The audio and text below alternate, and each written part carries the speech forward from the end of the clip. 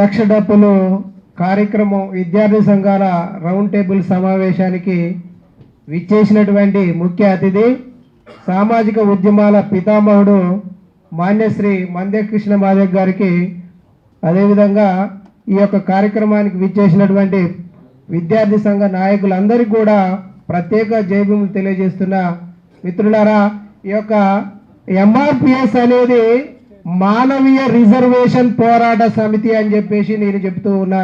ఎందుకంటే ఎంఆర్పిఎస్ అంటే ఓన్లీ మాదిగల కోసమే పోరాటం చేయలేదు, ఈ దేశంలో ఉన్నటువంటి సబ్బండ వర్గాల కోసం పనిచేసినటువంటి ఏకైక ఆర్గనైజేషన్, ఏకైక ఉద్యమ చరిత్ర కలిగినటువంటిది ఏదో ఉందంటే అది ఎంఆర్పిఎస్ మాత్రమే అని చెప్పేసి నేను ఈ సభాముఖంగా తెలియజేస్తున్నాను. అదేవిధంగా ఈ యొక్క కార్యక్రమానికి నేను నా 9వ తరగతి నుంచి దాదాపుగా 95, 96 కావచ్చు, అప్పుడు ఎంఆర్ఓ ఆఫీసుల దగ్గర రిలే నిరాహార దీక్షలు నిర్వహించడం అనేది జరిగింది. ఆ రిలే నిరాహార దీక్షలలో మా ఊరు నుంచి ఒక 10 మంది, ఇప్పుడు ఒక 5-6 అన్నలు లేరు, వాళ్ళు మొత్తం చనిపోయారు. వాళ్ళ ఆధ్వర్యంలో నేను 9th క్లాసులో ఉన్నప్పుడు ఆ రిలే నిరాహార దీక్షలలో నేను నెల రోజుల పాటు కూర్చున్నా.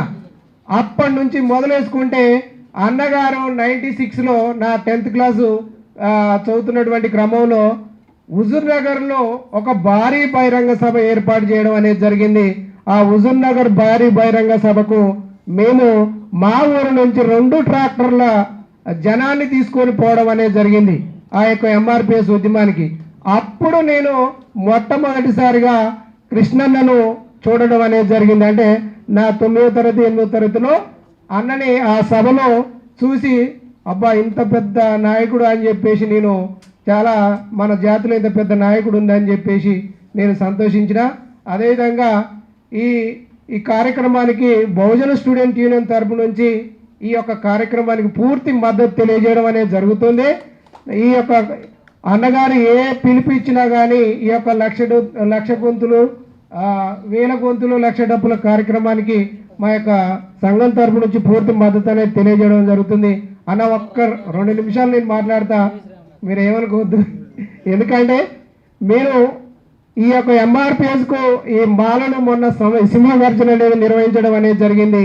ఈ మాలల సింహగర్జన అనేది ఎందుకు నిర్వహించరు అనేది మనకు అర్థం కాని విషయం. ఎందుకంటే ఈ దేశంలో ఉన్నటువంటి అత్యున్నతమైనటువంటి న్యాయస్థానం సుప్రీంకోర్టు. సుప్రీంకోర్టుకు వ్యతిరేకంగా ఎవరైతే మాట్లాడతారో వాళ్ళు దేశద్రోహులుగా ప్రకటించబడాలి. ఎందుకంటే ఈ దేశంలో సుప్రీంకోర్టును మించినటువంటి కోర్టు ఇంకొకటి లేదు. కాబట్టి ఈ యొక్క మాలలు సుప్రీంకోర్టు, మాలలు కానీ మాల ప్రజాప్రతినిధులు కానీ ఈ యొక్క రాష్ట్ర ప్రభుత్వంలో ఉన్నటువంటి ప్రజాప్రతినిధులు కానీ ఎవరైతే ఉన్నారో వాళ్ళ యొక్క సింహగర్జనకు మద్దతు తెలిపిన ప్రతి ఒక్కరిని కూడా దేశద్రోహులుగా ప్రకటించాలని చెప్పేసి నేను ఈ రౌండ్ టేబుల్ సమావేశం ఉద్దేశించి చెప్పడం అనేది జరుగుతుంది. అదేవిధంగా ఈ యొక్క 1000 గొంతులు, లక్ష డబ్బుల కార్యక్రమం అనేది బ్లాక్ బస్టరే. ఇలా ఎవ్వరు కూడా సందేశించాల్సిన అవసరమే లేదు.